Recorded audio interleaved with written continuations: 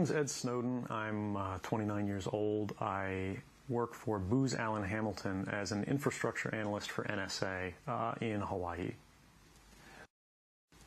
What are some of the positions that you held previously within the intelligence community? I've been a systems engineer, systems administrator, senior advisor for the Central Intelligence Agency, solutions consultant, and a telecommunications information systems officer. One of the things people are going to be most interested in trying to understand who you are and what you're thinking is there came some point in time when you crossed this line of thinking about being a whistleblower to making the choice to actually become a whistleblower. Walk people through that decision-making process. When you're in positions of privileged access, like a systems administrator for these sort of intelligence community agencies, you're exposed to a lot more information on a broader scale than the average employee. And because of that, you see things that may be disturbing, but over the course of a normal person's career, you'd only see one or two of these instances. When you see everything, you see them on a more frequent basis.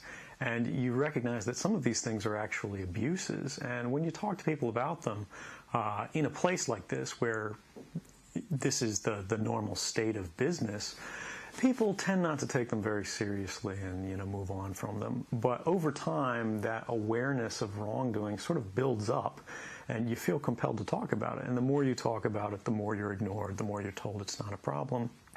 Until eventually you realize that these things need to be determined by the public, not by somebody who was simply hired by the government. Talk a little bit about how the American surveillance state actually functions. Does it target the actions of Americans?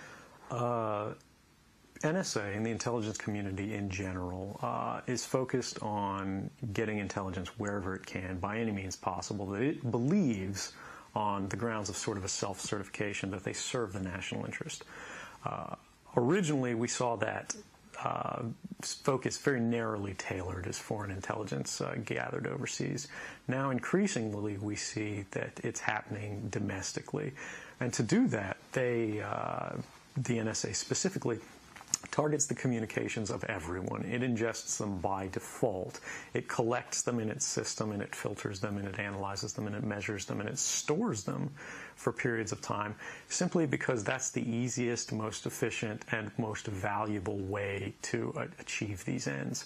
So while they may be intending to target someone associated with a foreign government or someone that they suspect of terrorism, they're collecting your communications to do so. Any analyst at any time can target anyone, any selector anywhere. Where those communications will be picked up depends on the range of the sensor networks and the authorities that that analyst is empowered with. Not all analysts have the ability to target everything, but I, sitting at my desk, certainly have the authorities to wiretap anyone, from you or your accountant to a federal judge to even the president if I had a personal email. One of the extraordinary parts about this episode is that usually whistleblowers do what they do anonymously and take steps to remain anonymous for as long as they can, which they hope often is forever. You, on the other hand, have decided to do the opposite, which is to declare yourself openly as the person behind these disclosures. Why did you choose to do that? I think that the public is owed an explanation of the motivations behind the people who make these disclosures that are outside of the democratic model. When you are subverting the power of government, that's a fundamentally dangerous thing to democracy. And if you do that in secret consistently, as the government does when it wants to benefit from a secret action that it took, it'll kind of give its officials a mandate to go, hey, tell the press about this thing and that thing, so the public is on our side. But they rarely, if ever, do that when an abuse occurs. That falls to individual citizens, but they're typically maligned. It becomes a thing of these people are against the country, they're against the government. But I'm not. I'm no different from anybody else. I don't have special skills. I'm just another guy who sits there day to day in the office, watches what's happening, and goes, This is something that's not our place to decide. The public needs to decide whether these programs and policies are right or wrong. And I'm willing to go on the record to defend the authenticity of them and say, I didn't change these. I didn't modify the story. This is the truth. This is what's happening. You should decide whether we need to be doing this. Have you given thought to what it is that the U.S. government's response to your conduct is in terms of what they might say about you, how they might try to depict you, what they might try to do to you? Yeah, I could be, rendered by the CIA. I could have people come after me, or any of their third-party partners. They work closely with a number of other nations, or they could pay off the triads, or any of their agents or assets. We've got a CIA station just up the road in the consulate here in Hong Kong, and I'm sure they're going to be very busy for the next week. And that's a fear I'll live under for the rest of my life, however long that happens to be. You can't come forward against the world's most powerful intelligence agencies and be completely free from risk, because they're such powerful adversaries that no one can meaningfully oppose them. If they want to get you, they'll get you in time. But at the same time, you have to make a determination about what it is that's important to you. And if living unfreely but comfortably is something you're willing to accept, and I think many of us are, it's the human nature. You can get up every day, you can go to work, you can collect your large paycheck for relatively little work against the public interest, and go to sleep at night after watching your shows. But if you realize that that's the world that you helped create, and it's going to get worse with the next generation and the next generation who extend the capabilities of this sort of architecture of oppression, you realize that you might be willing to accept any risk. And it doesn't matter what the outcome is, so long as the public gets to make their own decisions about how that's applied. Why should people care about surveillance? Because even if you're not doing anything wrong, you're being watched and recorded, and the storage capability of these systems increases every year consistently by orders of magnitude, to where it's getting to the point you don't have to have done anything wrong. You simply have to eventually fall under suspicion from somebody, even by a wrong call, and then they can use the system to go back in time and scrutinize every decision you've ever made, every friend you've ever discussed something with, and attack you on that basis to sort of derive suspicion from an innocent life and paint anyone in the context of a wrongdoer. We are currently sitting in a room in Hong Kong, which is where we are because you traveled here.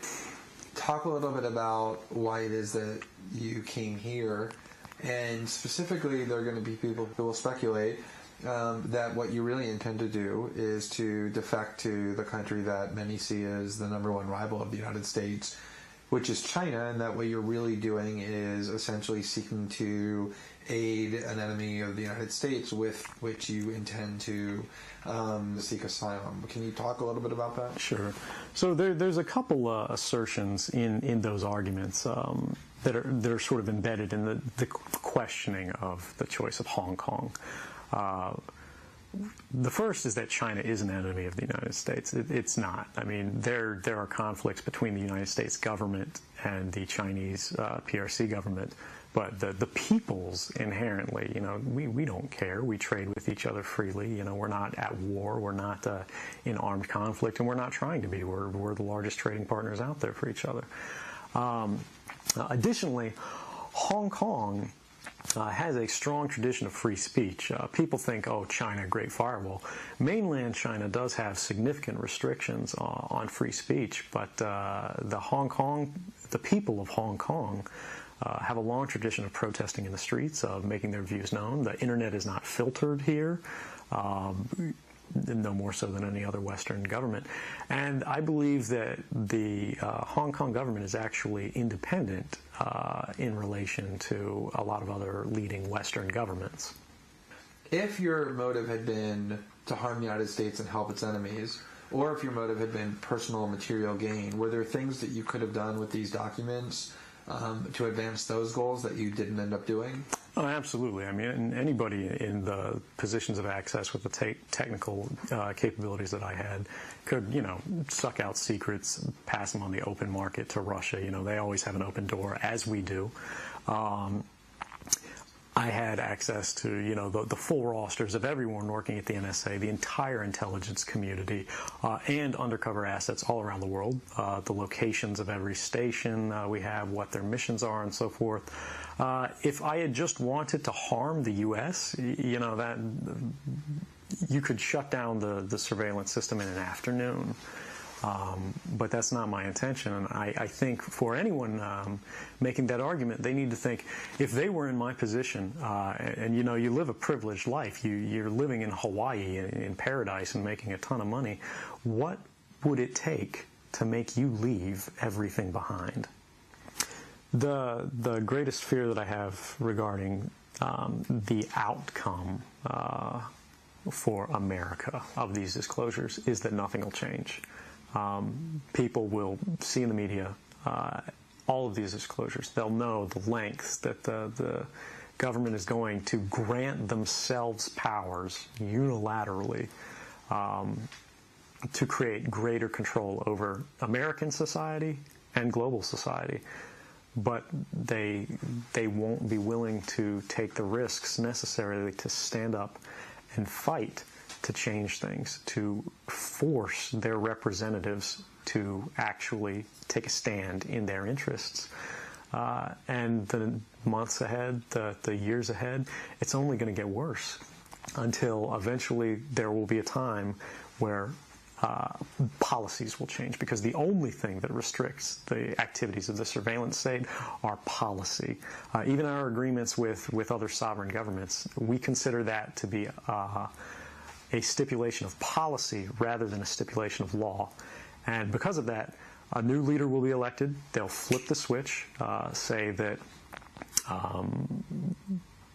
because of the crisis, because of the dangers that we face in the world, some new and unpredicted threat, we need more authority, we need more power, and there will be nothing the people can do at that point to oppose it, and it'll be turnkey tyranny. NSA whistleblower Ed Snowden being interviewed by The Guardian's Glenn Greenwald. The interview was filmed by award-winning documentary filmmaker Laura Poitras, and